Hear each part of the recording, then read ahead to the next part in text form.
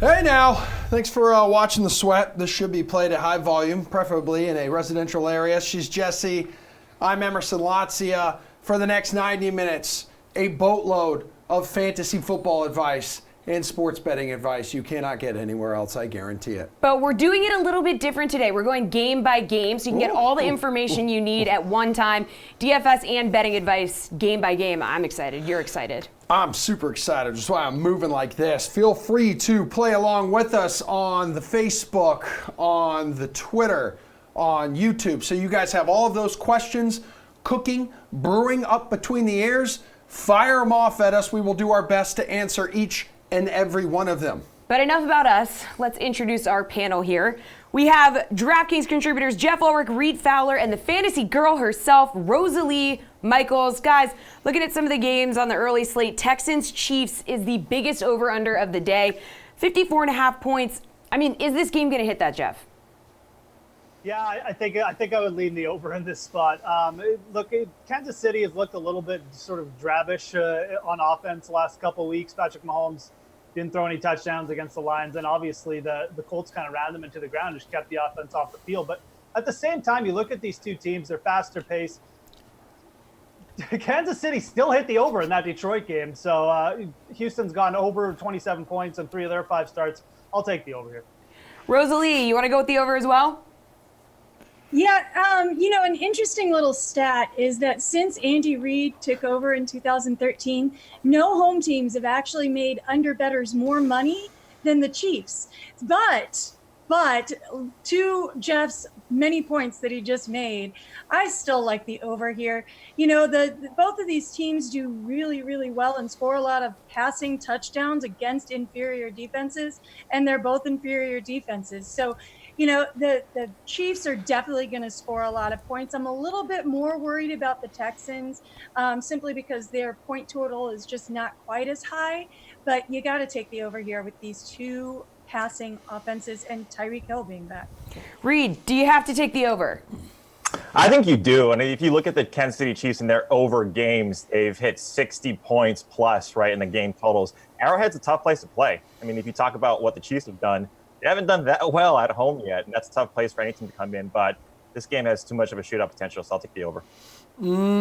Okay, Texans 3.5-point underdogs. Who sees them covering? Rosalie? Nope, I don't. And here's why. The Kansas City Chiefs, when they're home, they cover the spread 96.4% of the time. That's almost all the time. I don't know if anybody's good at math there, but that's a lot. So I'm going based on that and based on the fact that I just think that, again, this is going to be a passing shootout, and I err on the Chiefs' side for that more so than the Texans. Fowler, do the dogs cover? I think they do. Recency bias at its finest. Houston put up a ton of points, right, in their last outing. The week before that at home, they only put up 10 points. And we saw the Chiefs and what they've done in the past 2 games. This has a lot to do with Mahomes' potential injury to that ankle. But, I mean, these guys are amazing at home. So, yeah, take the points. Joffrey. This is a tough call. Deshaun Watson has never lost a game by more than 1 score in any regular season game that he's started. The spread is 3.5, 4 points. I think it's going to be closer. I think it's going to be a 1-score game. I mean, history just tells us that. This is a tough one. Not really a game I'm wanting to pick, but I would take Kansas City here for a bounce back. All right, let's take a look at the DFS side. So Patrick Mahomes is going to cost you $7,500. Deshaun Watson is $7,600. Who's the better play here, Reed? It's going to be Mahomes, even on that bum ankle, if that's the case. Ooh. If you look since last year, Mahomes has 10 games of 300 yards plus 3 touchdowns. I mean, his bad games, his floor games are above 20. So give me Mahomes here. Jeff, who are you going with? I think their upsides are extremely similar today, but there's more bust potential with Deshaun Watson because of that bad O-line that he's behind. And Tyreek Hill is back for Mahomes. I'd take Mahomes too. Rosalie, who do you like? Yeah, I'm agreeing with the guys. But how spoiled are we that we consider Mahomes' bad games at over 20 points? We're very, very spoiled. So I take Mahomes. He's still solid. Houston gives up a lot of passing yards to almost 2 passing touchdowns a game and 23.8 fantasy points to the quarterback position. You know what? Watson's doing really well. He had that great game last week. That's really what we're looking at. But he's also had 2 really mediocre games. When we talk about consistency, that's what we have to look at. We're getting upset at Mahomes having a 21-point games, but Watson has a 12.6 game and a 12.86 game. So give me Mahomes. Jeff, let's poke over to the Seahawks and Browns. And as he pick them right now, do you agree it should be this tight, this close, and who wins? Yeah, I do agree it should be this tight. I think Cleveland will bounce back. Still, close game. Give me Russell Wilson. So I'll take the Seahawks here regardless. Rosalie, you like it being a toss-up? Jeff has a lot more faith in Baker Mayfield than I do. After watching him last week versus San Francisco, I have zero faith in Baker. I mean, I think he's a great guy. He's fun to watch. But you know what? When Seattle is a favorite to win, they win. Their win percentage is 74%. Whereas with Cleveland, when they're the underdog, 15%. I just like the way that Cleveland's playing right now a lot better. They're scoring more points and they're holding their opponents to more points. So this is an easy Seattle win for me. Reed? Yeah, I like how Rosalie said that Jeff likes Baker. I think he chose the Seahawks there. This is really didn't he close. say the Browns? Take the Seahawks. No, I said it would be close, but I said Seahawks. Yeah. Oh, close. Okay. Yeah, no, but look, to Rosalie's point, I think it is close. I think you have a West Coast team traveling east. I know Cleveland hasn't performed that well at all. I mean, they're averaging around 13 points or less than that at home. And the one game that hit the over, and we'll talk about it in a little bit, was the other team doing their part and Cleveland not. But when you just look at the Browns 4-0 against the spread in the last 4, following up a straight-up loss. So I think getting Cleveland at home, that's going to be better. So give me Cleveland, actually. Rosalie, could you see this Seattle-Cleveland game hitting the over of 46 points? No, just looking at history with Seattle when they're away, they're over under, they're 2-6. Cleveland at home is 2-4. Looking at this specific point total from 43.5 to 46, Seattle is 1-1 and Cleveland is 1-2. So looking at history, it tells you that this is not going to go over. And then when you look just at point totals, their average point totals, it looks like it's not going to go over either. So I'm going to go under on this. I mean, I'm convinced. History, a lot of facts there, Reed. Where are you going? I'm convinced that Rosalie has better ambiance with more candles now than during the week. Oh, and Reed, how about we this? saw an extra one. Reed, Thank there are you. I candles appreciate behind your head. You could light them. Yeah, no, they're great. And look, when you talk about this, I just mentioned a little bit, right? The Cleveland is not doing their part in these over-unders. Seattle, and what's really interesting about Russell Wilson is that his touchdown rate year over year is fantastic. I mean, this guy scores touchdowns, and that's how you're going to attack. The Browns secondary, looks like Denzel Ward and Greedy Williams are going to be out, or they're questionable at best, a game-time decision. So that's how you're going to have to attack this Cleveland Browns team. Carson was a little banged up. So I like the over just because Seattle, if you look at them, 5-1 in their last 6 road games hitting the over. So I like the over. Jeff, you have to decide. I really like the over in this spot. Seahawks have put up 27 or more points in their last 4 games. Again, you got the most efficient quarterback in the league. You got a Browns defense that's a little bit banged up, and I like this as a bounce back spot for the Browns. The Seahawks are not the 49ers. They're bottom 10 in adjusted sack rate. They're not very good defensively DVOA against the pass, so I think the Browns offense can score here. I like the over a lot in this spot. Yeah, Jeff said it. Baker Mayfield's his QB1 today. He just Oh, God. 5,500 on DFS. I like stacking him with Odell. I do. There we go. Speaking of Odell, but it's been 2 straight weeks of 6 fantasy points or less for the bad. wide receiver. He's That's $6,800 today, Reed. Would you roster him? Jesse, that is bad. That's bad, Reed. That's terrible. I really like OBJ, and I'll get to it in a little bit. What we call a tease in the industry there. I really like him. You get the price reduction. Look, in the first 2 weeks, he saw double-digit targets, and he had fantastic games. I get it. They looked terrible. And that's San Francisco's defense. They're really, really good. So I like OBJ for a bounce back. Absolutely rostering him today. And Jeff, of course, just the rumor mill churning right now that OBJ is on the market. Oh, yeah. Odell is always on the market. According to the media. Look, this again. You just think about yourself at the start of the year. If you said you were going to get a chance to roster Odell Beckham at 6,800 at some point, you'd be pretty excited. We're going against recency bias here. The recency bias is the Browns can't pass the ball. They got a bad O-line. But as Reed alluded to, this is not the 49ers defense. Seattle's okay, but they're not They're not anywhere near as ferocious up front as the 49ers, and their secondary isn't as good either. It's a massive buy low spot on Beckham. He should see 10+ targets today. I love him at this price. Rosalie, do you love him at this price? Nope, I don't. I'm disagreeing with the guys here. I feel like I'm doing that a lot this morning, and That's I okay. love Reed and Jeff. You know I do. But if you look at Odell Beckham has had one game worthy of this price point. One so far this year, and I don't see him coming back in this particular opponent. They don't give up a lot of passing touchdowns. They don't give up a lot of passing yards, with the exception of last week and the first week. I really am not having any faith in the Browns, even at home this week. And until I see his target share come up and Baker become a little bit more accurate, I'm off ODB. Guys, Saints, Jags, New Orleans 2-point underdogs, but we just found out, Emerson, cover your ears, Jalen Ramsey is inactive. Yeah, not great. So, Jeff, who wins this game and how big of a deal is this? Huge. Yeah, this game is definitely one that's so close to call. And with all these inactives and last-second actives by Kamara, it's rough. I'm gonna side with Jacksonville. They're at home. I really feel like their defense is gonna bounce back in this spot, even without Jalen Ramsey. I still think AJ Boyd is gonna be able to contain Michael Thomas a bit. So this should be a back and forth game. Should be an interesting one. But I'll take the Jags. All right, where are you going on this one, Rosalie? It's a pick 'em. Here we go, basically. Yeah, this is a really close one. I have jumped on the Minshew Mania bandwagon. You're welcome, Emerson. Thank you. But I like Teddy Bridgewater too, and I love Michael Thomas. I just think that this airs slightly on the edge of on the end of the Saints for me. So I think it's going to be close, but I'm airing Saints here. Reed, where are you going?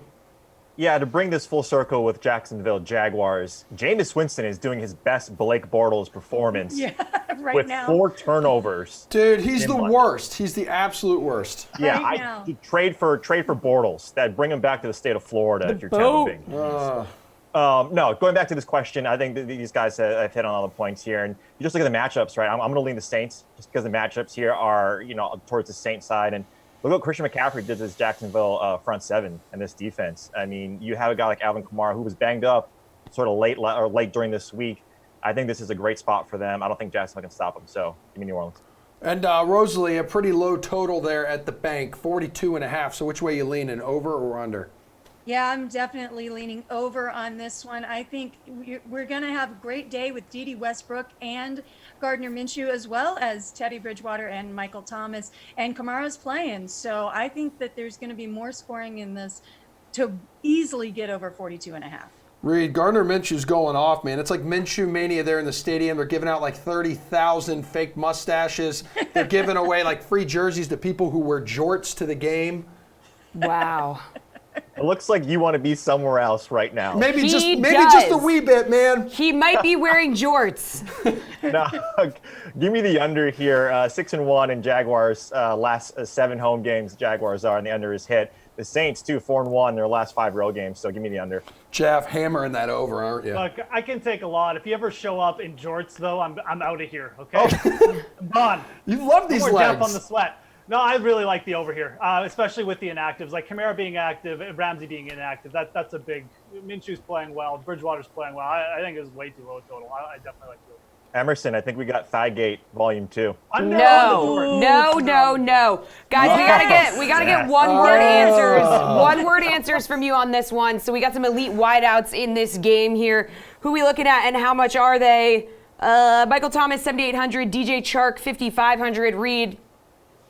Yeah, you're clearly getting the price reduction with Chark, but I know Jeff's going to hammer Chark today, but he gets a very hard matchup with Lattimore. It's got to be Michael Thomas. Like, if he gets Bouye, fine, that's a tougher matchup. But if he gets Trey Herndon, and Trey Herndon, gets him in the slot, he gives up a ton. He's 50% catch rate, passer rating when he's targeted over 100. So give me Thomas, even though he's way, way more expensive. Jeff, like I said, one word. Go ahead. Oh, sorry. DJ Chark, the Charknado. That's all I need. That's like 8 Rosalie. words. I'm going Mike Thomas. None of those were one-word answers. Sit. Okay, here we Hold go. him back. Relax, man. All right. We're going to look at Jeez. some of the later games on today's slate coming up. But first, you and a new best friend has a lot of hair. It's like a little potato. We're going to Piper. deliver some odds boosts on the DK Sportsbook.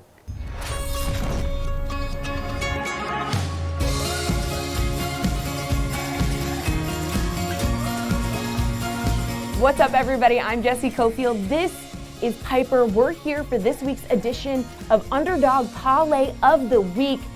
We're about to find out who Piper is choosing to get their odds boosted. The first parlay features the Texans, who face the Chiefs, combined with the Eagles, who take on the Vikings. The second option has the 49ers, who play the Rams, parlayed with the Lions, who face the Packers. And the third choice is the Titans, who take on the Broncos, parlayed with the Steelers, who face the Chargers. And bettors, you're gonna wanna get in on this action because the Underdog Parlay of the Week has hit before. Now let's find out who Piper chooses, okay?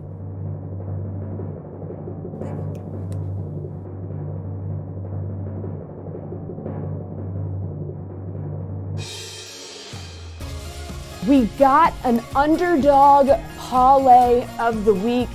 Piper has made her decision.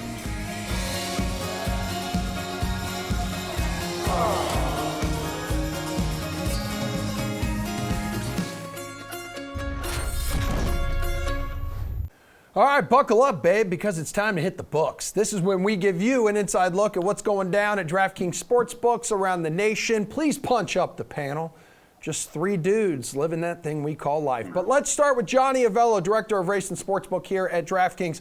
Our Underdog Parlay of the Week, Johnny, delivering an odds boost on the parlay of the 49ers and the Lions. It's up from plus 570 to plus 650. What kind of action do you think this will get? Oh, this is going to get good action. First of all, we got the NFC West battle with the 49ers getting +3, but this is a boost on the money line and, a battle where the Rams need to stay in the game. This is going to be a heavily bet game. And then, of course, the Lions game is on Monday Night Football, and Monday Night Football doesn't need any help, but you know what? At DraftKings, we'll help them along.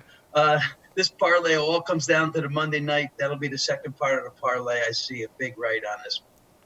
And Johnny, while we have you here, what's been going on out in Vegas this week? Anything interesting? Yeah, I've been busy. The Saints game is a strange one. The line has moved from 2.5 up to 3. Jacksonville, the favorite, but the Saints are grabbing all the money on the money line. We got 6-figure liability there. The bettors are feeling that Teddy Bridgewater can probably get it done once again. Parlay action, we have Dallas and Chiefs pretty much in every parlay.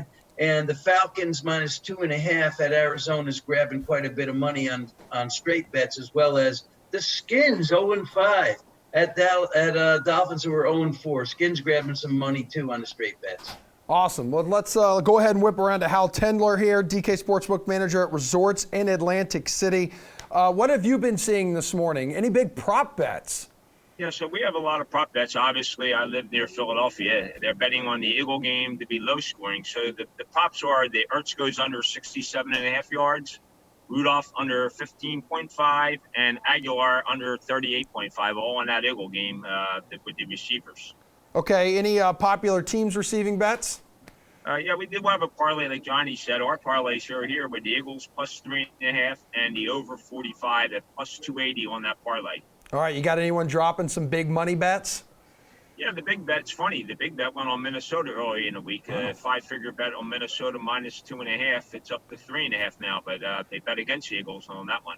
All right, Brad, I'd like to hear from you, Brad Carpenter, the manager there at Scarlet Pearl Casino. I mean, what have you been seeing this morning?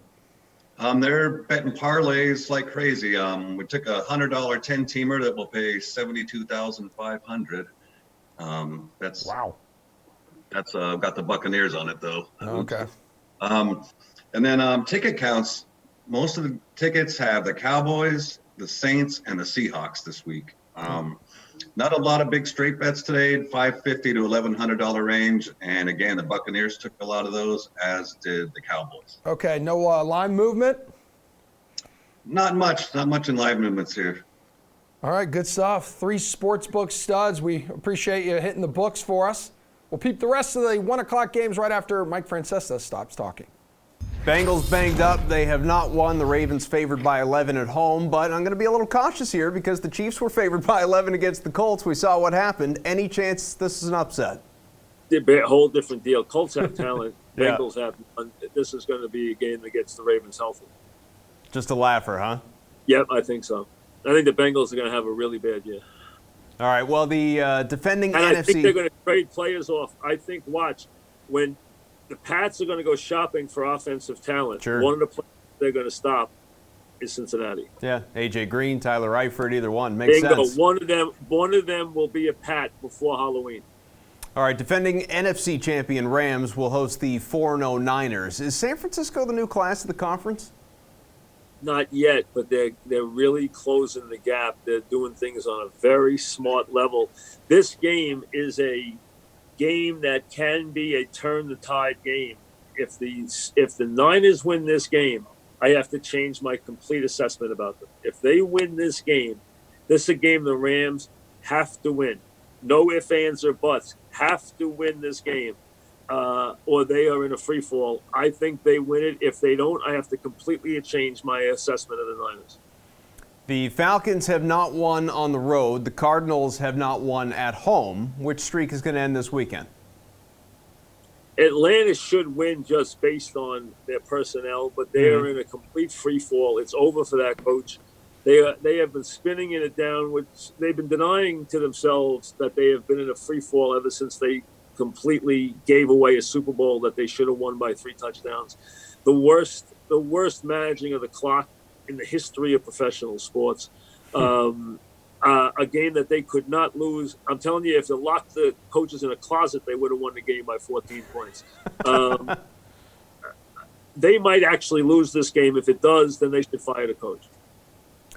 The Titans in Denver. Broncos have not won a home game just yet. Who takes this one? What do you think? Titans are Jekyll and Hyde. They're better on the road, so they're a very good underdog. They play better when they're the underdog. I know Denver played well last week. I think the Titans will win. Steelers winless on the road, visiting the Chargers Sunday night. Not many projected points, probably not too entertaining a game in prime time, but who do you like? Well, Chargers lost the game last week that no one thought they could lose. I don't think they'll lose one.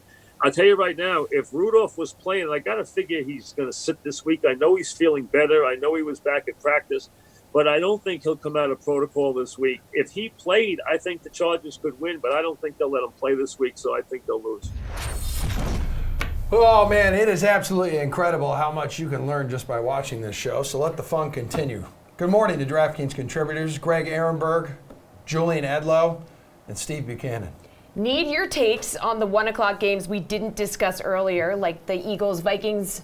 Minnesota is a 3.5-point favorite at home. You see the Purple People Eaters covering, Steve. Yeah, so Minnesota has been one of the better teams against the spread. They're 3-2 on the season. I like this line for him here. I mean, if Kirk Cousins actually realizes if he throws the ball against this Eagles secondary, he actually might have a chance to win, that would lead them to potentially covering the spread here. Even with somebody like Sidney Jones, who's active, he's hardly an upgrade to the secondary that has just been absolutely decimated since the beginning of the season, even going back to last year. So I like the Vikings to cover in this spot. I think this is going to be a tough matchup overall for both teams because they both play to each other's strengths on defense, but I think the Vikings can cover. Jules, do you agree Vikings are going to cover here? No, I think the Vikings cover against bad teams and don't cover against good teams, and the Eagles are a pretty good team. My only cause for concern here would be the Eagles' secondary, but I know Adam Thielen had that big game last week, but the Vikings want to run the ball. That's what they're going to try to do, even though that's the strength of the Eagles' defense. Now, I think this plays all better towards the under than picking a side, but at 3.5, I'll take the Eagles with the hook there. All right, Greg, where are you going? Nope, can't hear you. Good take. Well, unmute yourself. Try it again, buddy. Never give up. Overcome the adversity. All right, we figured it Yes. out. I'm unmuted. So if we look at the value of home field advantage in terms of the point spread, home field's worth about 2.5 points in the NFL. And I don't think that the Vikings are a better team than the Eagles. If we look at DVOA, the Eagles are 4th right now overall in DVOA. The Vikings are 7th. So I consider these teams to be pretty even, but the Vikings are getting an extra point on the point spread. And the other thing to consider, too, is that I don't think the Eagles' pass defense is quite as bad as people make it out to be. They're 10th overall in pass defense DVOA. I know that they're a little banged up right now, but I don't think it's a spot where you just say, like, hey, if Kirk Cousins throws the ball, the Vikings are just going to torch him. I don't think that's the case. You could just call me out. I said that.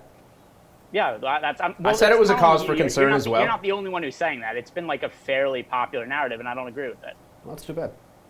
Okay, Jules, over under 44.5. Which way do you lean? Well, I already said that. I lean to the under. Well, I say just it think again. that I'm saying it again, Emerson. Under. Yeah, the Vikings like to run the ball, regardless of what the holes in Philly's defense are, or perceived holes, as some may argue. They're going to be stubborn. They're going to keep trying to run the ball. And Philly just, they've been okay, but I don't think this is one where either team is going to be able to run this up. It's going to be a tight game. It's going to be a low-scoring game. Greg, please answer the question without getting sassy like Julian. We clip these things up and put them out on Twitter. Good grief. Under for me, I agree with a lot of what Julian said. I think that the Vikings are going to run the ball a lot. We've seen them try pretty hard to establish Dalvin Cook in most of their games this season. Another thing, too, from the Eagles side, without Deshaun Jackson in there, they don't really have very many vertical threats. So it's a lot more shorter passes to guys like Nelson Aguilar and Zach Ertz over the middle. So that's going to keep the clock moving a little bit. I don't think this is going to be a very high-scoring game. Go ahead, Steven. Yeah, the consensus is all going to agree here. I don't see how this one goes over here. I mean, we pretty much said it all around. The Vikings like to run the ball. Eagles secondary, Eagles run defense has been fantastic. The Eagles like to throw the ball. The Vikings secondary has been phenomenal. So I think this is an easy under for this one. I'm surprised it's still as high as it is. I think this game is going to be a very low-scoring game overall. So I'm definitely taking the under of this one. Adam Thielen's been sick this week. Are you playing him anyway after that 35-point performance last week, though, Greg? So I'm not, just because I think that there's better wide receiver options, particularly on the high end this week. And then, like we've already said also, we think this is going to be a lower scoring game. I think the Vikings are going to look to run the ball with Dalvin Cook. And if you just look at what the Vikings have done in the pass game this season, they haven't been all that reliable. They've run the ball a lot. It's hard to trust Kirk Cousins in the production from the passing game.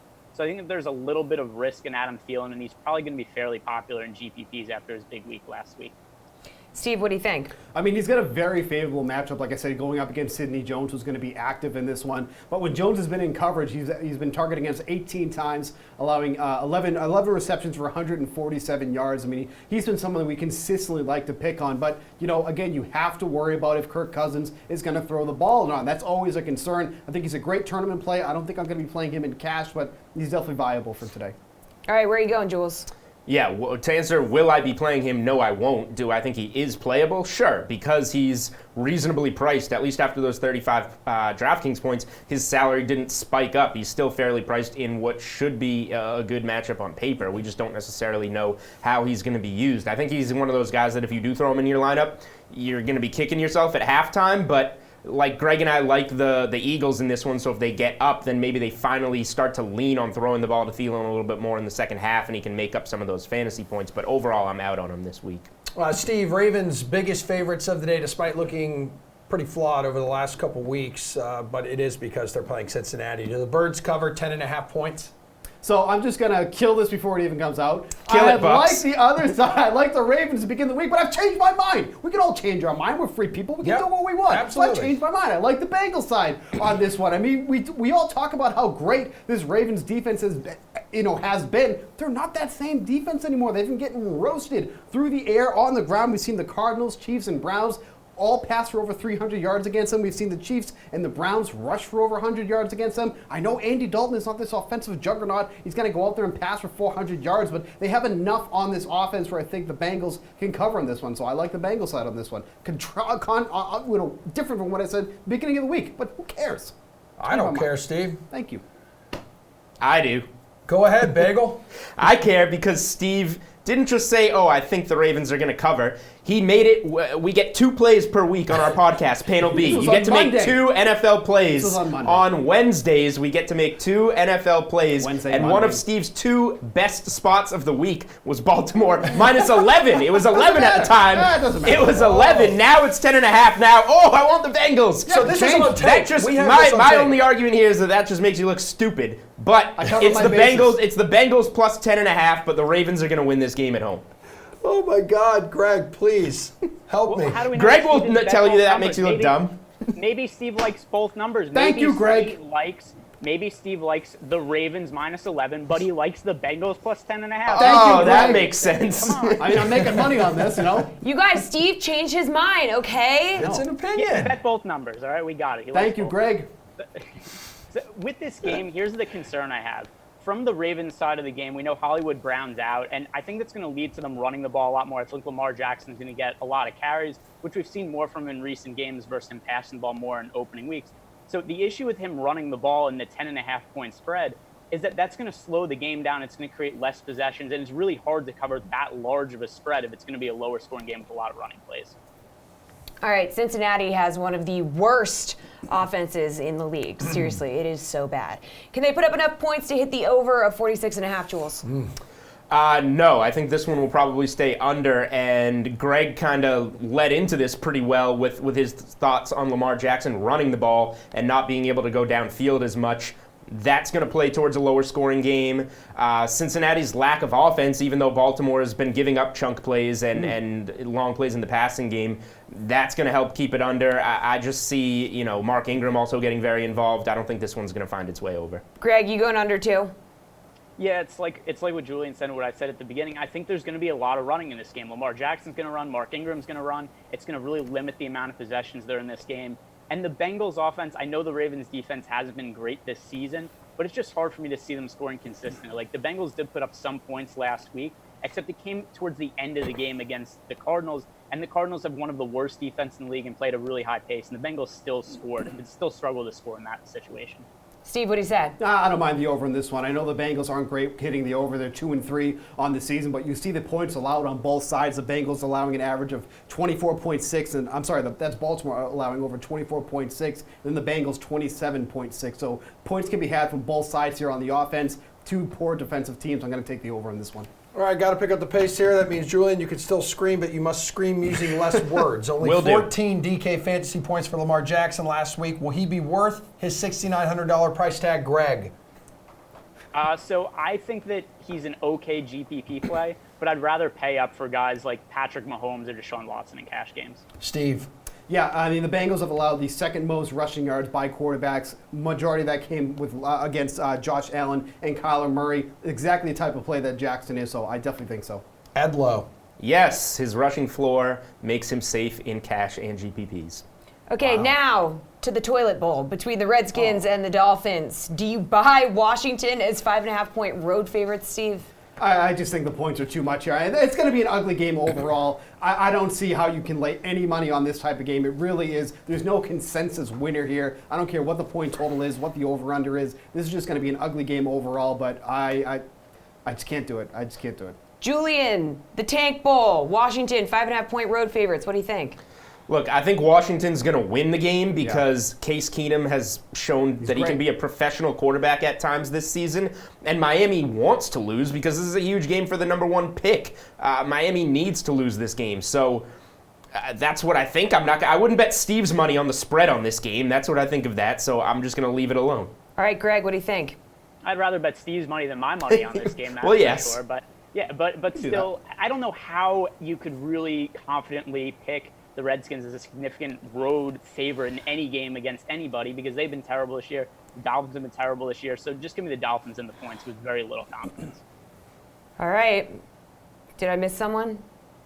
No, I got you all. That was all three of us. All right, great. Let's do some viewer questions. How about that? You want to take one? Sure. Okay. Steven, Malcolm Brown, or James Conner?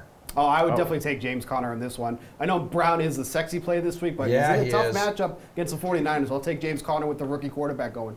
Real quick, Jules, do you agree with that? I do. Malcolm Brown is an awesome value play on DraftKings and a guy that you can play in flex in your season long, but don't get overhyped on those guys in terms of James Conner, who has no Jalen Samuels and will have the backfield all to himself with a third-string quarterback. Connors has to get touches. Connor. Greg, Jets DST going to end up with positive points or negative? Asking for a friend. Well, it's pretty hard to say a team's ever going to score negative fantasy points as a defense, but I certainly wouldn't roster them in yearly leagues. I wouldn't roster them in DFS today because it's a really tough spot for them playing the Cowboys. Okay. I like the Jets. They're 1,500. Julian likes they make the a lot of Jets. things fit. All right, well, I like the Cowboys even more now. Okay. that's too bad. I like the Jets' defense at 1,500. Yeah. That's one all I'm more, one more in DK value. Would you rather use Kelsey, Tyreek Hill, or Le'Veon Bell? Steve. I actually kind of like Bell a lot here. If there's one way to beat the Cowboys, it's on the ground, and then they've let up a ton of rushing yards. They haven't been good with passing down backs either, so I'll take Le'Veon Bell here. Okay, good stuff. We're working our way up to the 4 o'clock games right now. What else do we have? Send in more questions. Yes, for please us. keep questions coming in because we do rely on that to fill this hour-and-a-half show. Facebook, YouTube, and Twitter, we're up and running right now. Here is Nick Eatman of DallasCowboys.com. Will Jason Witten be targeted 4 times every single game without fail? Probably. It looks that way, right? He's not going to be too far down the field, but you kind of know where he's going to be, and when they're winning and they can they want to be conservative but yet somewhat aggressive. I think that's a good spot for him because he's going to be in the right spot. He's going to on the field and it's a kind of a conservative throw, but yet it is opening up a little bit. When they get down, he's not really the threat that he used to be, obviously, and so I don't know if you'll see him as much. I mean, he caught a couple in that last game, but I think he's better when they're they're in the lead and kind of stepping on the gas a little bit. Owner Jerry Jones did his weekly radio hit this week, laughed at the notion of Dak Prescott's price going up or down by the game as a result of his play, and we've discussed a little bit in the past as well. That's fine, but why do you suppose at this point the extension still isn't done? Well, I think there's a sticking point with the guaranteed money. I think that's something that they just can't get over here because from what I've been told, Dak's camp is trying to be on par with Goff and Wentz in guaranteed money. But if you really look at their contracts, that's not new guaranteed money. That's just guaranteed overall money. Those two guys got 20 to 25 million up front because they were top draft picks. So that's why their guarantees are sitting in the range of, I think, about 110 or so. But new guarantees, it's about 80. And that's kind of where the Cowboys are trying to get, on par with Goff and Wentz. But the problem is he didn't have any signing bonus to start, really, because he was a 4th-round pick. He starts at 0. So that's one of the sticking points right there is just getting that guaranteed money on the same, because they know the graphic's going to come up and say, this is what these guys got, and he's going to be slotted here, when in reality he could be higher. But the graphic should be new guaranteed money. And that's one of the sticking points. There's state income tax is another. I mean, there's a lot of factors here of why certain guys are getting paid a little bit more.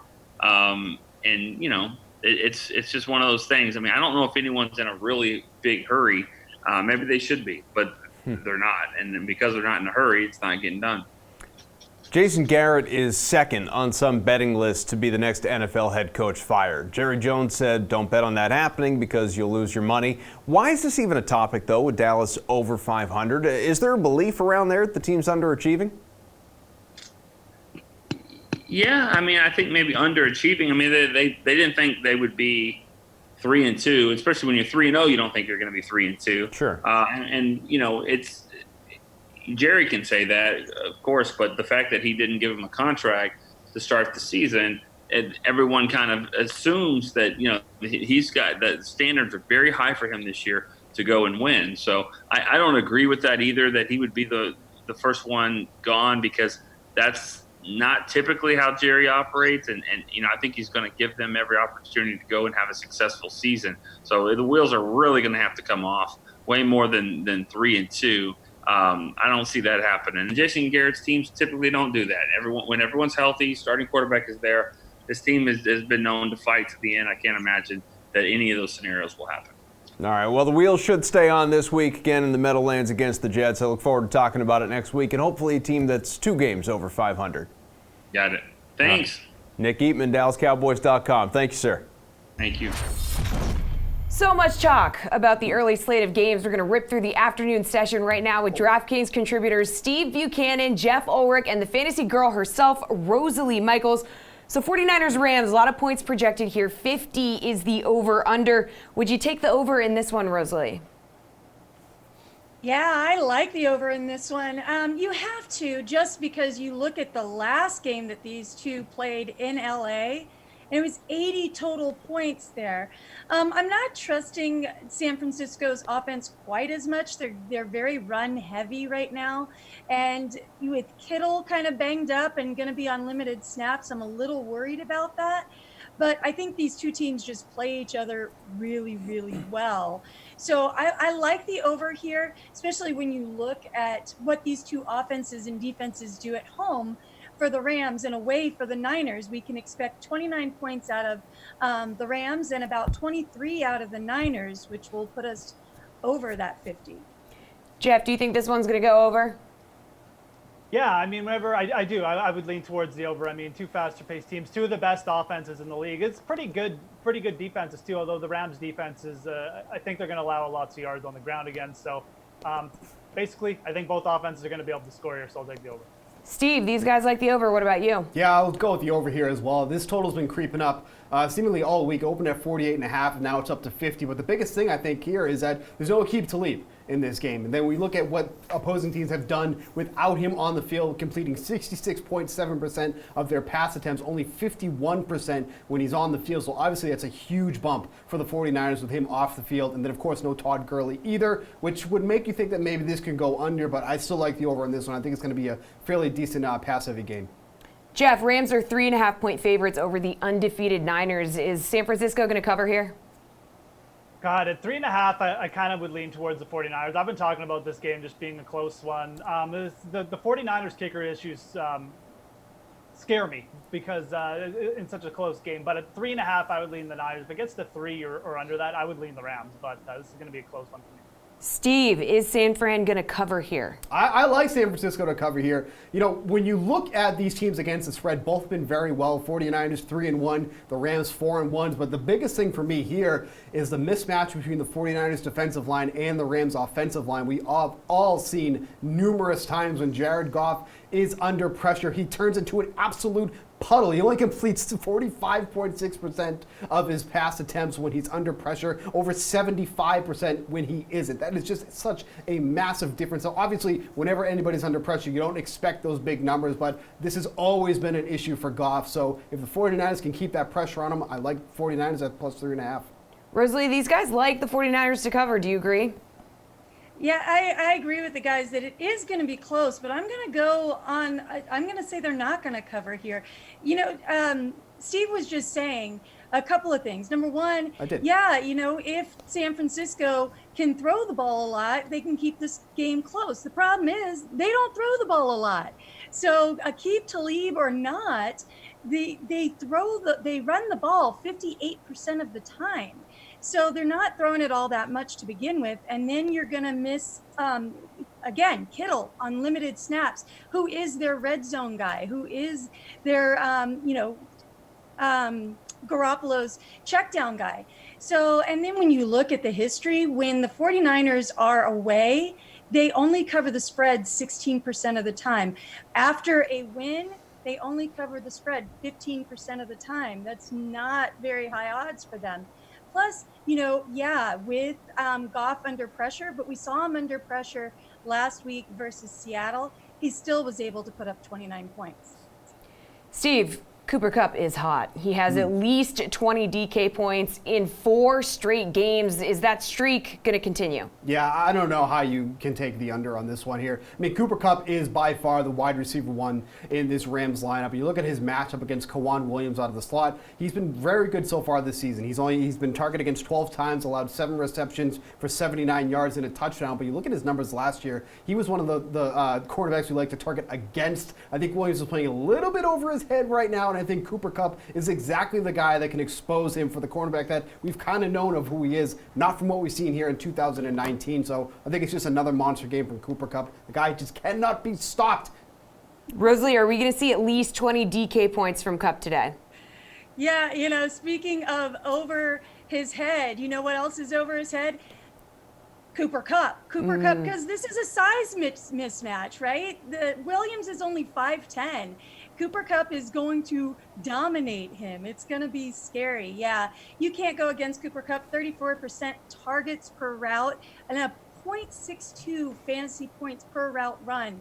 He's 75% in the slot, which is that Williams matchup. Plus, he's third in the league for wide receiver red zone targets. So, yeah, give me all the Cooper Kupp. Jeff, I know you want some Cooper Kupp. Yeah, San Francisco's terrible against slot receivers. They were terrible last year. They were 6th worst against the league covering slot receivers, and they've been worse this year. Tyler Boyd, even Jarvis Landry was going off against them before the Browns packed it in the second half. So Cooper Kupp in a monster spot here for sure. Guys, Titans-Broncos, Denver picking up its first win last week. They're now favored by 1.5 versus Tennessee. I mean, are you buying them as favorites here, Rosalie? It's really hard. I don't know that I can ever buy Denver as a favorite this year. Tennessee is so inconsistent, though, so it's hard to see exactly what you're going to get. So what we have to go based on is when Denver faces pretty good defenses, how do they do? Well, they pretty much lose. So I'm not buying them as the favorite. I'm taking Tennessee here. All right, who we going with here, Steve? I mean, both teams have just been so poor against the spread this season. Both are 2-3 thus far this season. Denver specifically 0-2 when favored this year, which is pretty amazing. They've already been favored twice, but I just don't like either side, really. If I had to pick a side here, I guess I would go with the Titans. If there's one thing the Titans have done well is defend against the run. So if that means that we're relying on the arm of Joe Flacco, yeah, I'll take the Titans any day on that match. Jeff, you buying Denver as favorites here? Yeah, I've flip-flopped on this game like 4 times already. I think I'll just go with the underdog in the Titans and take the few points here. Tennessee is just a really hard team to pinpoint. I could see them bouncing back here, even though everyone's kind of down on them. So Tennessee, I guess, for me. Super low total here, Jeff, 41 points. Would you be surprised if that over hits? Yes, the over is like 2-9 for the Broncos in their last 11 games. I think that's at home too, that record. So definitely targeting the under here. Steve, you would be shook. I would be shook, like absolutely shook. Like Tennessee 1-4 on the over this year. The Broncos 2-3. The only thing I will say here is that Derrick Henry's in a really, really good spot here today. If they're just going to continue to hand the ball off to him, that would be a favorable spot for the Titans. I don't think it's enough that they're going to get the over here, but I think it would be a little bit closer than people think. But still, the under is the safer play here. What do you think, Rosalie? Guys, you just look at these two teams and they just don't score that many points, hence why it's such a low over under. So, and they both have pretty solid defenses to be able to keep the others in check. I agree with Steve. I think Derrick Henry has a game, but not enough to cover this over. Speaking of Derrick Henry, he has a touchdown in every game except for one. Pretty impressive. I mean, Steve, is he going to find the end zone again today? Yeah, he's the guy they go to every single time they're in the red zone, it feels like. You know, there's really no options that you like here for Marcus Mariota to throw to. You know, Delaney Walker, maybe he's kind of the preferred option when they're in the red zone if he's going to be throwing the ball. But yeah, I would be surprised if Henry doesn't reach the end zone in this game. Rosalie, I mean, I know you just mentioned him, but do you think he gets a touchdown? Yeah, you know what? He's 9th in the league in red zone touches. I've been a Derrick Henry fan since before the season started. I was telling a lot of people to target him in their redraft leagues. And when you look at Denver, they allow at least one rushing touchdown per game. None to the Chargers and Jacksonville, but 2 to Green Bay and to Oakland. And I think this is I think he actually gets 2 here. Oh, 2. Jeff, what do you think? Yeah, I think this game could get a little ugly for Denver if Derrick Henry gets going quick. So I'm definitely on the touchdown train here for Derrick Henry. It's a really good spot. Obviously, you're probably going to have to pay up in odds if you're targeting him to score a touchdown. But I agree. I think he's a really interesting DFS play for sure today. All right, guys, we'll get to the final 2 remaining games on the late slate coming up. But first, we have a Sunday night preview courtesy of our friends at KFC. Time for this week's Sunday Night Showdown, presented by Kentucky Fried Chicken at KFC, of course. Kaufman's friends collaborate. DK Lives, Reed Fowler, Steve Buchanan, Adam Kaufman. Guys, we got Steelers-Chargers. I don't think we're going to get an explosion of points in this one. I know, it's a bad pun. I don't care. Colonel's pick for your captain spot. Bukes. Yeah, I'm going to go right back with Keenan Allen here. Like, it's pretty clear he's been at a pretty rough couple weeks. He's drawn some really tough coverage against the Dolphins and the Broncos, but this is somebody who's still averaging 10.8 targets per game, and he's going to see mostly Mike Hilton in coverage. This is somebody who's been targeted against 17 times, has allowed 13 receptions on 153 yards. There's a good bounce back spot for Keenan Allen.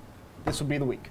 For you to get a better option? Yeah, well, maybe not better, but a little bit more contrarian. James Conner, he gets that backfield back now with Samuels out for the next month or so. Look at the Chargers. They've given up about 120 yards on the ground per game. A lot of injuries, a lot of veterans, older guys on that defense. We know what happened, obviously, with Derwin James early in the season, so that defense is a little susceptible. So give me James Conner in what should be a lot of production for him. Okay, so next pick to go along with the Colonel. How about a sneak peek? Yeah, I'm going to go Melvin Gordon. Look, this is his second full game back, got another week of practice, and we saw that Austin Eckler was extremely productive in terms of the pass. But look at Melvin Gordon, 16 total touches last week, and now again, look at that Pittsburgh Steelers defense. They've given up the second most rush attempts. Even Gordon. Bukes, what's in your carton, pal?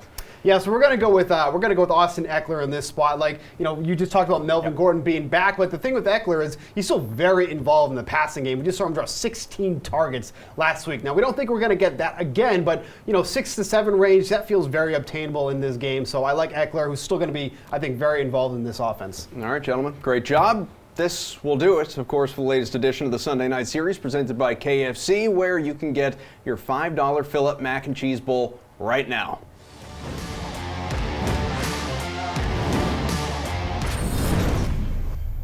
Alrighty, another week, another caption contest on the Sweats Twitter page. All you had to do was caption this picture of Gardner Minshew for a shot at 100 DK dollars. Many of you entered, but only one of you wins. And that human being is Bill Dizzle, whose caption reads, "That face you make when you are in the money, but last spot ahead of next entry by half a point, 0.05 points rather, and your quarterback hits that knee 3 times to end the game." Yeah, I've been there before. You are now the proud owner of 100 DK dollars, though, so that should make you feel better. We got a few more afternoon games to get to, so let's go ahead and just do that right now. DraftKings contributors Julian Edlow, Greg Ehrenberg, Reed Fowler. Hello, everybody. Hello. Good morning. Good afternoon. Greg, Falcons Cardinals. Do you buy Atlanta as a 3-point road favorite? So there's a lot more name value on the Falcons side of this game, but I don't know how much better they are than the Cardinals. Both these teams are pretty bad. The Falcons are 27th in DVOA, the Cardinals are 28th. So it's hard for me to say that the Falcons should be a road favorite in this game. I think it should be closer to a pick'em. So I side slightly with the Cardinals side of the game, but both these teams are not very good. It's a much better, I think, fantasy game than actual betting game. Reed, who do you side with? I was totally convinced that you were going to say the winner of that was Emerson Lotzia, like your burner account to get that money. But look, no, come on now, Fowler. Look, Arizona's I would say yes to any, Atlanta doesn't deserve this, but it's Arizona's defense. They've given up a ton of yards, ton of points at home. This is definitely a pick 'em. I would lean towards Atlanta just because of their pedigree, but other than that, this is going to be a tough game. Stay away from this one. Jules, you staying away from this one? I am. I would not like to pick a side in this game, but since you are forcing me to, I'll make the case for Atlanta, I guess. I would like to fade the Falcons on the road any chance I get. They're terrible against the spread. The only problem is I just don't know if this is the spot. The Cardinals are not good at all, and they're the type of defense. They're a similar defense to Atlanta, really. So the Falcons should at least be able to keep up with the Cardinals. They have the more experienced quarterback. I guess I like the Falcons just because I can't pick the Cardinals in this spot, but these are two teams I'm looking to fade in general. Reed, you like the over or the under more? It's 51.5. Yeah, earlier in the week we talked about this. The under is enticing, right? Because you look at this, and a ton of the public money is going to be in the over. Two fast-paced teams, two teams that really have bad defenses and can run up the score on offense. But if you just look at the Arizona team, that offense, especially in the red zone, scares me. If they don't score and they don't go for 6 and they decide to go for 3, which is what Kingsbury has been doing, that scares me a little bit. I'm going to say over just because of the pace and just because of these teams, but I wouldn't mind taking the under as well. Was that Kolu I heard just bark? Yes, it was. Cool. Julian, over or under? I'll be the public and take the over here. I think we're all going to have a lot of fantasy plays in this game for a reason. I just don't trust either defense. Look at how bad they've both been, and look at the Falcons on the road last week, letting up 53 in Houston, another indoor game, which will have the Falcons feeling like they're at home sweet home. And Kyler Murray's got that offense going pretty well as well. Both teams are going to score. I don't trust either defense. Greg, talk to me. Yeah, I think these guys both said it. I'm on the over also. The offenses have been okay for these teams, and the defense have both been really bad. The Cardinals play at a really fast pace. Both teams are going to be throwing a lot. This all means a lot of points to me. All right, Austin Hooper, he's averaging 17.5 DK points, but he's only the 4th most expensive tight end on the slate. See the best option today, though, at this position. Julian? Yes, he is. And George Kittle is tempting for only $200 more. He's so underpriced because he's coming off that Monday night game after salaries for this slate have already been released, and he had 20 DK points in that game. But the injury, however, even though he's expected to play, I know there's some concern if he'll be able to be in his normal role or finish the whole game out. So he's a fine tournament play, but in cash, if you need to trust a tight end, it's going to be Austin Hooper, especially with this matchup that we just talked about in Arizona, one of the worst teams in the NFL defending the tight end position because they're one of the worst teams defending every position. So I think Hooper's in a really good spot to be the chalky but a very worthy tight end play on this slate. Greg, tournament, cash, you like Austin Hooper at all? So overall, I think Hooper is a fine target. The issue I have with him in GPPs is he's probably going to be over 30% owned. So I'd rather pivot to George Kittle, who I think is the better tight end, and I think is also in a really good matchup.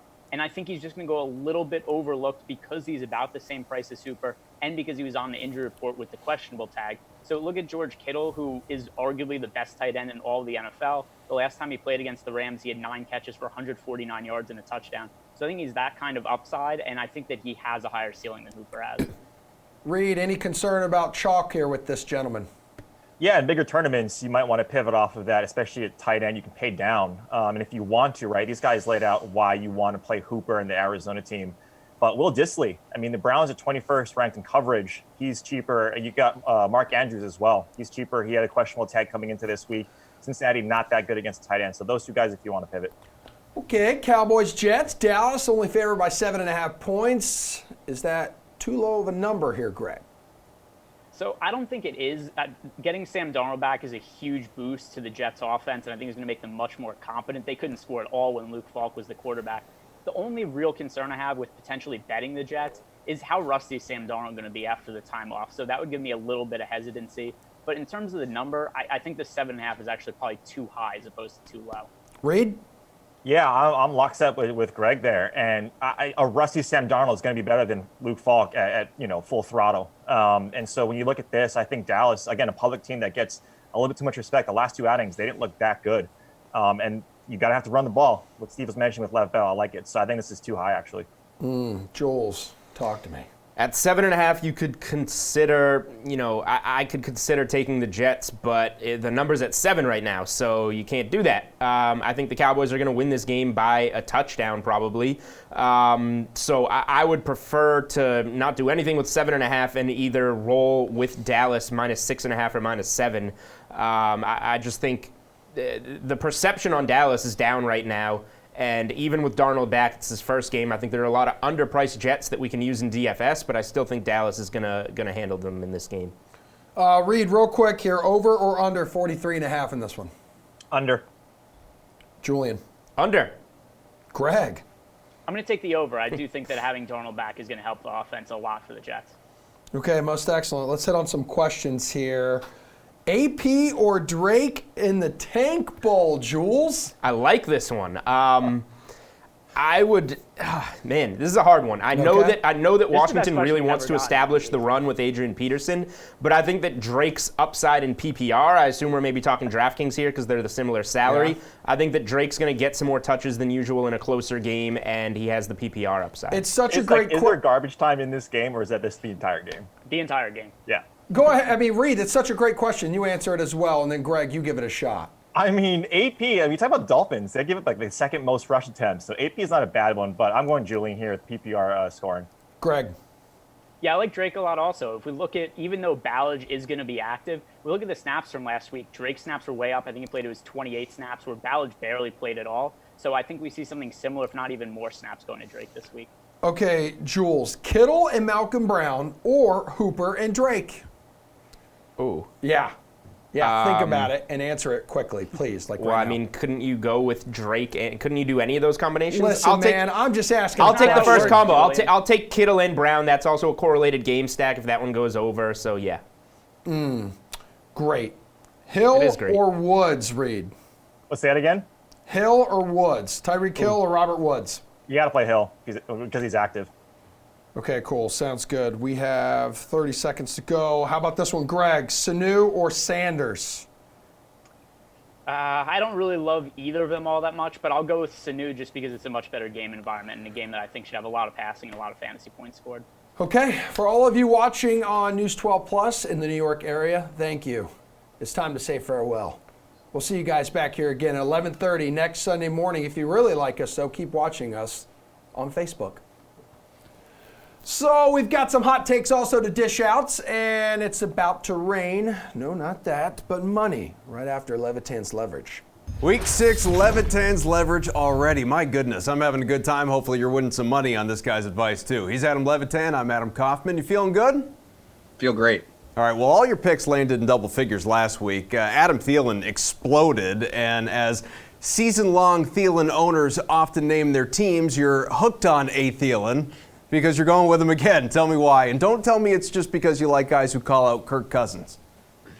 Yeah, no, I mean, we got Adam Thielen right last week at 12% ownership or roughly around there. I think it will be a little bit higher owned this week, but still a really, really good play against an Eagles team that has been absolutely shut down against opposing run games and then is really struggling in the back end. I mean, their secondary is just a total disaster. Everybody here in Philly is just begging Howie to trade for Jalen Ramsey. So I think as we see a game plan that should focus on more Kirk Cousins attempts, it's going to be really hard for the Eagles to stop Adam Thielen. Odell Beckham Jr., you got to pay up just a little bit, $6,800, at least in comparison. He's home to host the Seahawks. Browns wideout only has 4 catches on 13 targets the last 2 games. So what makes you think he's going to flip the script now?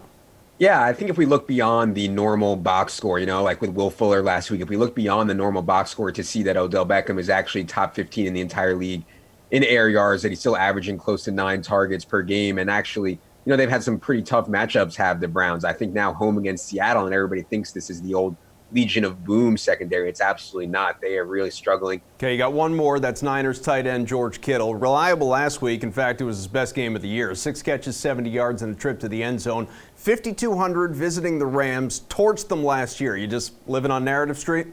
Yeah, and also I think we see this often on DraftKings where the Monday night salaries don't get a bump. George Kittle is only 5,200. If salaries were released after he played his Monday night game, then I think that George Kittle would have been up around 6K, 6,400. So we're getting a really nice price discount here. And we're also getting a spot where the 49ers wide receivers just continue to struggle so badly that we know Jimmy Garoppolo is going to look for George Kittle a lot.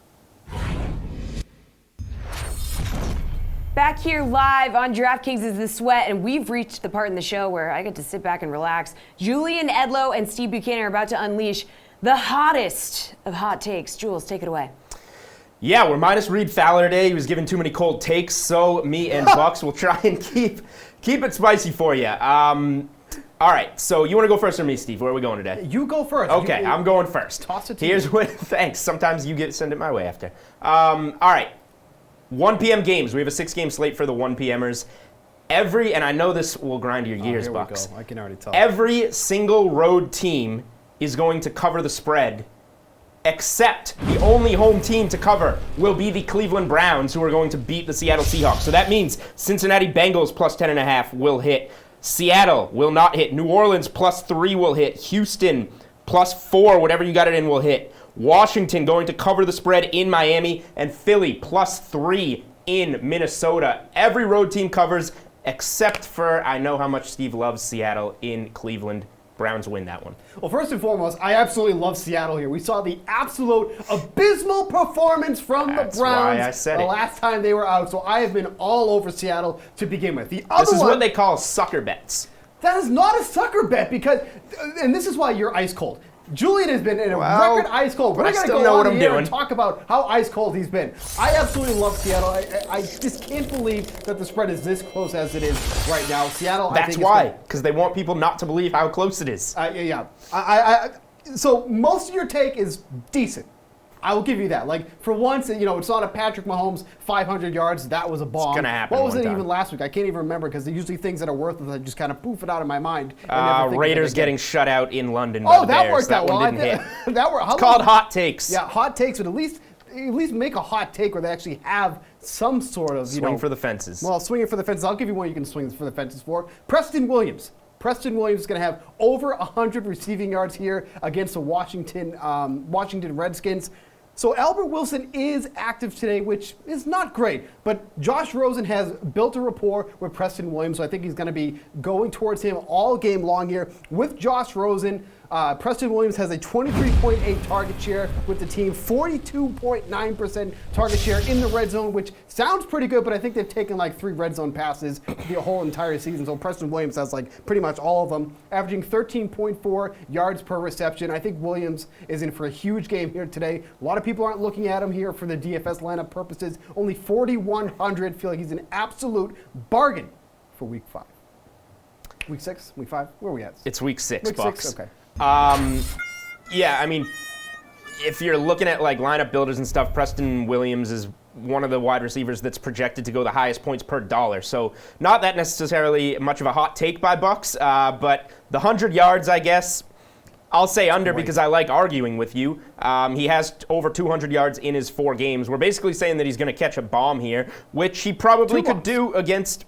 2 bombs, why not? 160-yard touchdown. He fills out the 40 in the rest of the game or whatever. Washington ranks 25th in terms of DraftKings points allowed to the wide receiver position, so it's definitely obtainable. But yeah, you said 100 yards, so I'm going to say under and say that he goes like 70 or 80. Well, with that mild argument from Julian, we'll send it back to Emerson for some more. Wow. Take so hot, we need a cold shower. Before we do that, though, let's dip our toes into the bargain bin with DraftKings contributors Greg Ehrenberg, Jeff Ulrich, and the Fantasy Girl, Rosalie Michaels. I want to know who your favorite super duper cheap players are on this main slate. Ladies first, Rosalie. I'm going to give you, I've got bargains so good, I'm giving you actually a 2-for-1. Oh, wow. So, I know, right? So I love Keyshawn Johnson at 3,900 and Trent Sherfield both this week for 3K because they're going against Atlanta. And, you know, since Atlanta is out of Trufant and Keanu Neal's been out since week 3. And since then, they've been destroyed by multiple receivers per game. Look at week 4. A.J. Brown and Corey Davis both went off for multiple touchdowns for A.J. Brown. Last week, Will Fuller shredded them, and then DeAndre Hopkins was still able to get seven catches for 88 yards, and Kiki Kuti also had 3 catches for 72. So both these guys, very playable. 22% target share for Keyshawn Johnson last week. Bargain bin them up. Jeffrey, you are going to the grossest game on the slate. Yeah, why not? I mean, Kenyon Drake, I would have liked it if Kalen Ballage was inactive today, although I don't think he's going to get much work. He's kind of in the coach's doghouse now. But Kenyon Drake's going to get work. He's still playing 60% of the snaps. And you just look at what Washington gave up to Wayne Gallman. I mean, Drake is a more accomplished receiver. He's a better runner, and he's $1,000. And he's basically the same price as Gallman was last week, who scored twice. So I could definitely see Drake, who's been averaging around 15 touches a game, get in the end zone once, maybe even twice here. Obviously, it's a bit of a risk. You're playing a Miami Dolphin player, but he's 4,400, lots of PPR upside. I do think he's viable today at that price. Greg, you as well are delivering a 2-for-1 here? Well, I have 2 value picks. I don't know if we're doing them both at the same time or how we're organizing here. But first, I have Malcolm Brown, who is kind of the most obvious value play on the slate. I understand some of the risk involved with him because the 49ers defense has been so good. With that said, still, Brown is going to be the starting running back with Todd Gurley out, and it's really hard to ignore him in cash games. Like, if you want to pivot off him in GPP, that's fine, but if you don't play Malcolm Brown in cash, he's going to be really, really highly owned, and if he ends up scoring a touchdown or just has a decent game, then you probably lose in cash games just because of how cheap he is and what his role is probably going to be. And who's your second one?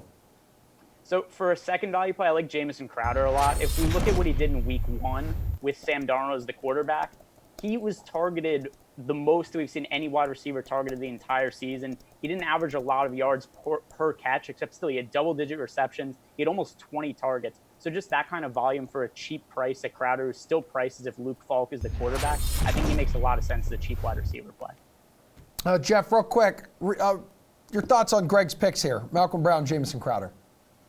Yeah, I mean, Malcolm Brown, I like going up to Chase Edmonds for GPPs, even if David Johnson is active. I'm just not confident that David Johnson's going to play the whole game if he plays. And Chase Edmonds, to me, has looked like the better back. So I understand the Malcolm Brown pick. I think if I was swerving off in GPPs, I'd go up to Chase Edmonds. Crowder's fine. Greg's right. He's too cheap. They haven't really priced Darnold back in. I kind of like going to Lev Bell if you're looking for a sneaky play in that game, but he's a lot more expensive. Rosalie, would you be brave enough to roster Kenyon Drake today? I would be brave enough to tell Jeff Ulrich to you hush your mouth Oh, on you that filthy Chase mouth. Edmonds being better than David Johnson. I just said he's Come looked on. better recently. He looks good. He's averaging like 6 yards a carry. He is, but you know what? He's doing it in specific moments, right? David Johnson is the bigger, better back. You look at David Johnson's legs, and nobody's getting through that. You know, Chase is great. I love him. Great kid. But David Johnson's the better back. But yes, I would take Kenyon Drake. I think that's a great pick down there in Miami, and nobody wants to roster Miami backs. So there's not, or any Miami players, so there's not going to be a lot of chalk on him either. Greg, what would it take for you to roster Keyshawn Johnson? Well, for one, we have to get an update on the status of Christian Kirk and Zamir Bird. I think that if both of them are out or if one of them are out, then he makes for a really strong play. However, if both of them play, then I think it's hard to imagine that Johnson really ends up seeing a lot of snaps and targets. So it's kind of a we don't have enough information scenario yet, but I could definitely see a situation where he ends up being a really strong value. Okay. I believe they're both out. Have they both been rolled out? Yeah, I believe they're both out. Good stuff. Last I saw is they're both out. Look at us All right, all. so then he's fine. Okay, love it. Good. We're all on the same page now. Unbelievable performance by all three of you. Rosalie, I believe you are done for the show, so we will see you around on the sweat this week. Thanks for all your help today. We are going My pleasure. Good. Excellent. We're going to introduce our newest segment called Make It Rain after Pat Mayo dishes on a few sleepers today.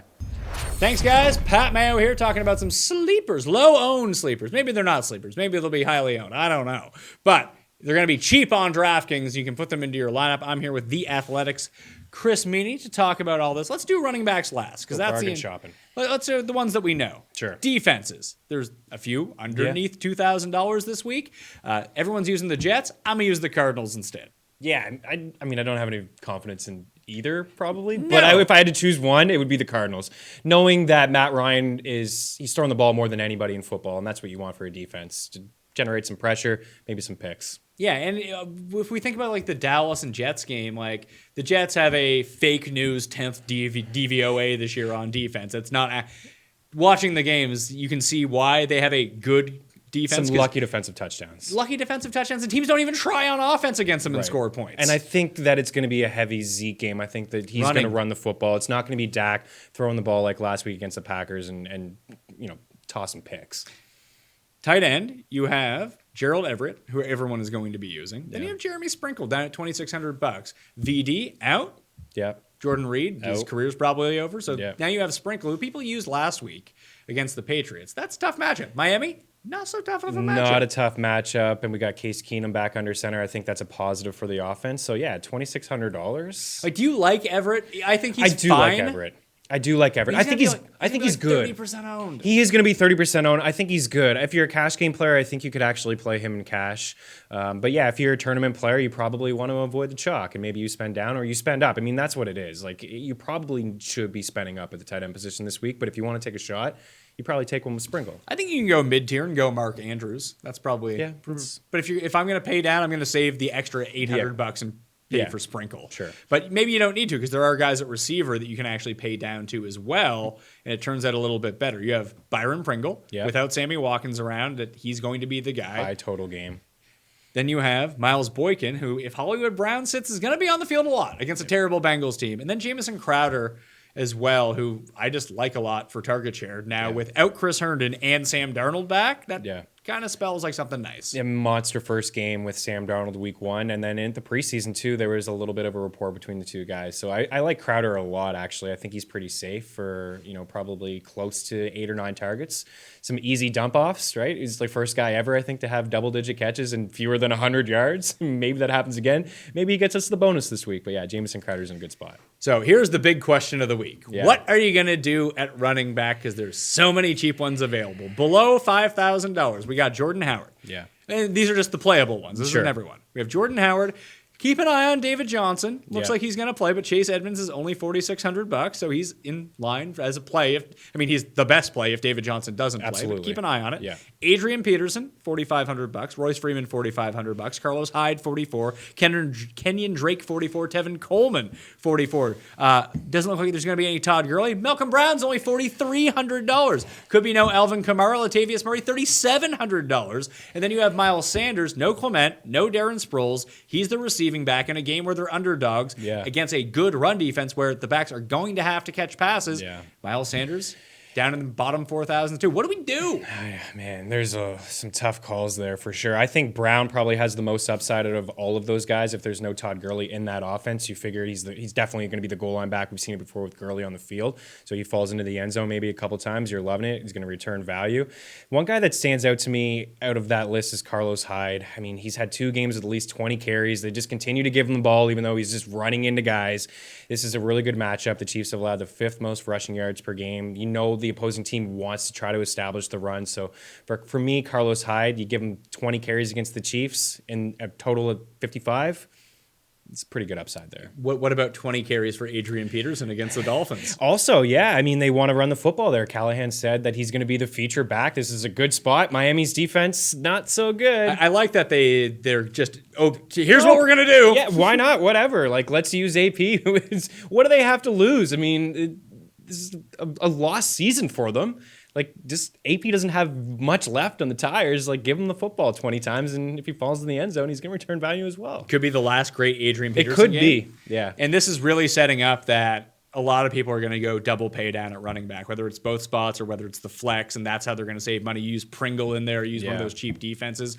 Don't be afraid of these mid-tier and expensive running backs this week because they're going to have depreciated ownership just because there are so many that you can choose from the bottom. Fournette, Carson. Fournette, Carson, Le'Veon Bell. We talked about Zeke and the 2 that I really like. Actually, the 3 that I really like that if you're playing multiple lineups that you can go to that I think that are coming in way too low ownership.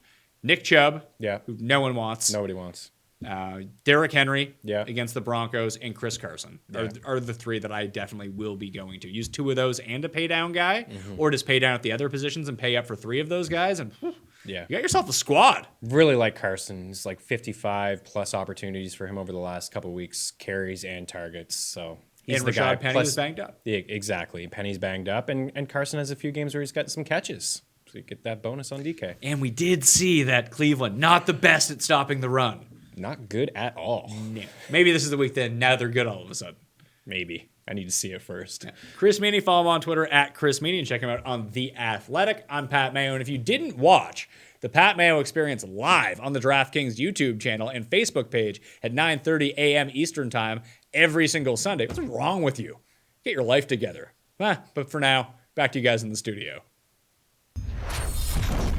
Okay, we are putting the band back together because we're on a mission from God, and holy H-E double hockey stick. We have 5 guys on the horn. 5 DraftKings Like the contributors.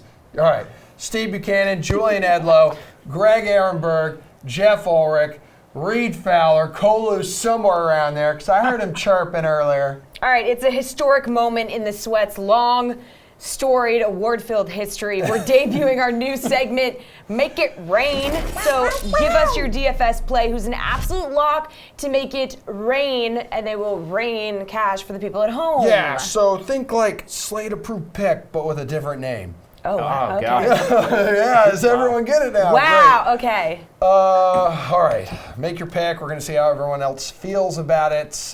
Leading us off, let's go with Steve. He's been the nicest to me today. Well, thank you. You know, that's pretty easy to do with a guy like you. We'll talk about Russell Wilson here. I mean, this is going with the whole narrative of how much I like the Seahawks today. I just feel like Wilson is in his spot, especially when it comes to pricing. He's sandwiched in between guys like Lamar Jackson, Patrick Mahomes.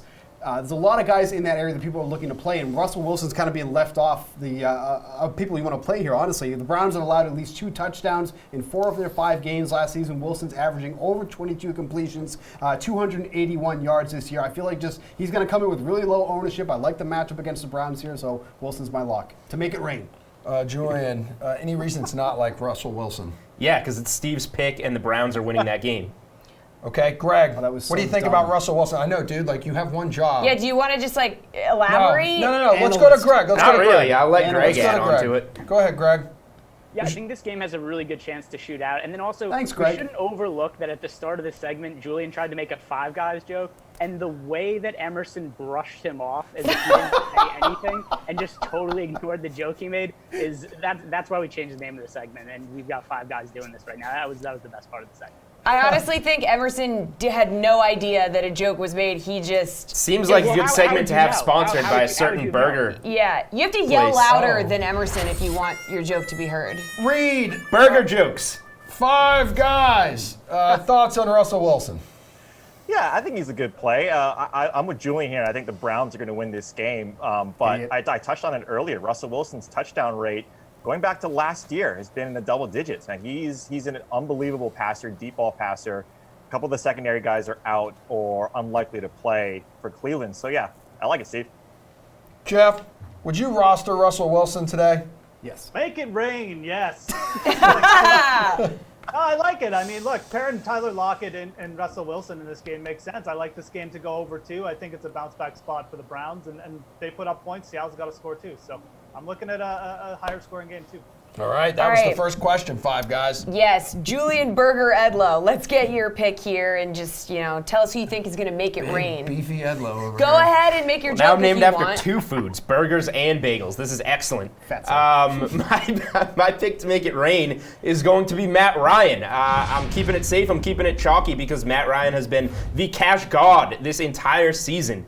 He's averaging over 44 pass attempts per game. He's thrown the ball 99 times over the last 2 weeks combined because this team has no running game it can rely on, and it has no defense it can rely on. So the Falcons just sling it with Matt Ryan, and he's gone for over 300 yards in every game. He looked great in a high-scoring shootout in Houston last week. I expect a very similar matchup here in Arizona against this Cardinals defense, which should be a similar style game. The Cardinals defense, the secondary stinks. Matt Ryan's going to be able to go deep there to Julio, Calvin Ridley. He's got Sanu in the slot, and the Falcons are going to do nothing to resist the Cardinals. So this one's just going to keep running up the scoreboard. Does anybody just hate this pick? Yeah. Like, is anybody just horrified by it? I do. Well, yeah, I'll say this about it. The name of the segment, it's Make It Rain, not Make It Drizzle. And he just went with one of the chalkiest quarterback plays on the slate. So One of your values was Malcolm Brown. Well, but that was a different segment. This is Make It Yeah, Rain. focus. I'm gonna make it rain in cash games by safely and soundly doubling my money with Matt Ryan. God, All right, man. well, that's fine. But to me, Make It Rain, we're trying to make some risky picks here. We're trying to go for high upside. Matt Ryan's fine, but I don't think he's that guy who's going to differentiate your lineup in a GPP. Jeff very nicely raised his hand. Jeff, we'll go to you now. Let's see. Should I roster Matt Ryan or the guy who runs a 4.40 and Kyler Murray for $100 more? You could possibly get a 100 rush bonus and 300-yard pass bonus. Oh, yeah. No, it's terrible. So the crowd does not like Kyler Murray, Julian's too. pick. Okay. Greg, I'd like to know how you're going to make it rain for the people at home.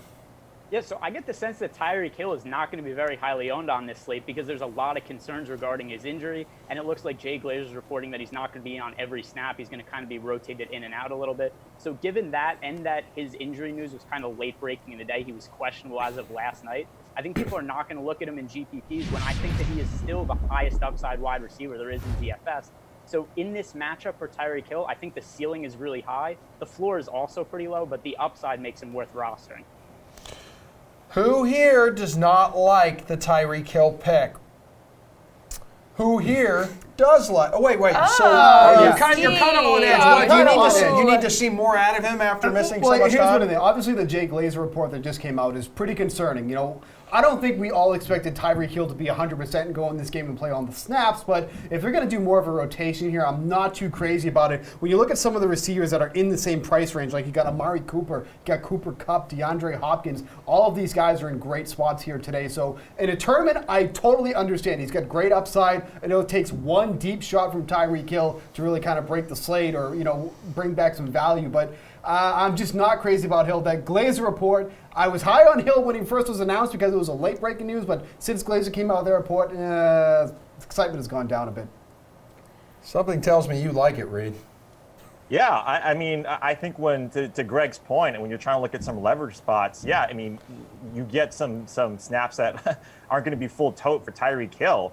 But you mentioned you want to find these leverage spots. A lot of people look at these Q tags against the guys before they click it on DraftKings, and they think, well, because he's questionable and not at full health, I'm not going to roster him. So you might go just overlooked in that spot. And even if he does, 3 or 4 9 routes and he hits on 2 of those and 2 touchdowns, I mean, that's going to pay back dividends. So I like it. Reed, I don't want to alarm you, but there is a man behind you who looks like he's going to attack you. Yeah, it's called the beef eater. It's called the beef eater. There's only about 6 in the entire United States. And that's one of them right there. Lucky dog. Wait, what is that? Some guy who wants to attack That's him. Nobody cares. I care. I don't. You've asked. I'm just answering the questions. I want to say that you don't know what a beef eater is, Emerson. I want to see Colo. All right, Reed, let's get your pick for who's going to make it rain. Yeah, mine's OBJ, Odell Beckham Jr. Look, we talked about it at the very beginning that he's been atrocious for the last 2 weeks. Steve obviously is going to disagree with this because he likes Seattle and he thinks that I'm going to flip-flop and think that Seattle's going to win this game and yada, yada, yada. But you talk about OBJ, we talk about this going back to last year. Trey Flowers is an absolutely terrible cornerback.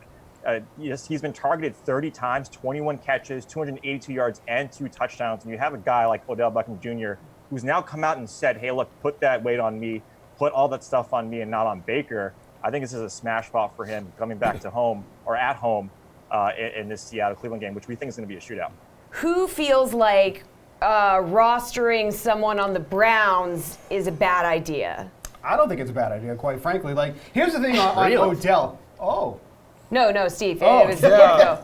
I thought you were raising your hand. He was. Yeah, I was, bro. He was like, yeah, you know what? You know where Baker is this week? He's on my bench. You know who earned the starting quarterback spot on my team? Let's hear it.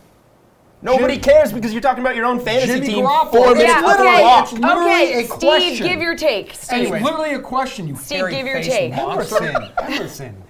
Relax. Keep it together for like 5 more minutes. Get a cupcake. The consensus on Beckham has never been lower. I mean, this is somebody who's consistently in the 8K, high 7 range in terms of salary. He is 6,800 today. He's only had 4 receptions over the past 2 weeks. If people are going to be fading Beckham because of his past performances, I will happily take him in lineups at lower ownership than we usually never see from him. In a game where, we think the Seahawks are going to win, the Browns are going to have to keep throwing in this game. So if that means more targets, more opportunities for Beckham, I will absolutely take him here at 6,800. I love playing him this week.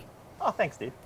Calm down. Jeff, it says here you also are going to make it rain with OBJ. Is there anything you can add to this? I have changed my pick since I found out that Reed is not wrong. Wise man. I like it. I mean, Greg made a sneaky little pick in Tyreek Hill. It's always hard to go against Tyreek Hill because he makes that one big play and then he looks like an idiot. But I agree with Reed. I think this is a good spot for Odell. I've mentioned it before in the show. The Seahawks are not the 49ers. They have a bottom 10 team in terms of adjusted sack rate. They have a bottom half of the team in terms of DVOA against the pass. It's a secondary that a guy like Odell Beckham should be able to take advantage of. So I definitely like the spot for Odell. You're buying low, which is just like Michael Thomas and Adam Thielen last week. I will say this. I'll throw out one other player. I really like Lev Bell this week, too. The Cowboys have given up the 4th most receptions to RBs. He's only 6,400. Other than Christian McCaffrey, I mean, who else is playing every snap and getting targeted like a number 1 receiver? It's Lev Bell. So I like Lev Bell almost as much as 6,400. All right, guys. Jules has Lev Bell in a bunch of his lineups as well because that's all he's been doing for the past 10 minutes. Great. Now I'm first by Julian Henry. Great week. I have 2 lineups. He's in both of them. But now Greg is supposed to argue that Bell is going to be one of the top 2 or 3 most popular running backs on the slate. Yeah, but I love Le'Veon Bell this week. He's just not the guy that I picked for the Make It Rain segment because I didn't think that was what we were doing. Good to see we're all on the same page. Quick update for people watching, just to let everybody know, Christian Kirk is out, David Johnson is in, so keep that in mind. How about we talk about the parlay of the week really quick? Steve, I mean, odds boosted 49's lines for plus 650 after Piper, picked that. She's brilliant dog. Piper the potato. I mean, are you interested in that? I mean, for the odds boost that you're getting here, I don't think you can beat that. I think both teams have a legitimate chance to cover in this spot here. Money line obviously is fine too as well. So of all the parlays we have, this is probably the one I like the most so far. Isn't it a money line parlay? That's what I said. Parlay. Parlay. I said that. I corrected myself. We have a minute to go. Reed, we got some questions here on the social media for Flex. Carson or Lockett? Ooh, Lockett. Carson. You lock it up. It's Carson. It is Carson. It is Carson. Yeah. He didn't ask you the question, Bagel Boy. Yeah. Well, Jeff, I felt free to answer it anyway. Kittle and Malcolm Brown or Hooper and Drake? I'd go Hooper and Drake. George Kittle's banged up. Like, he's going to be limited. So I'd go Hooper and Drake.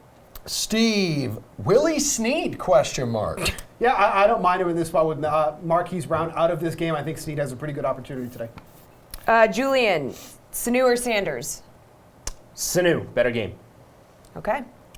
Jeff, best tight end to play today. Best tight end, Zach Ertz.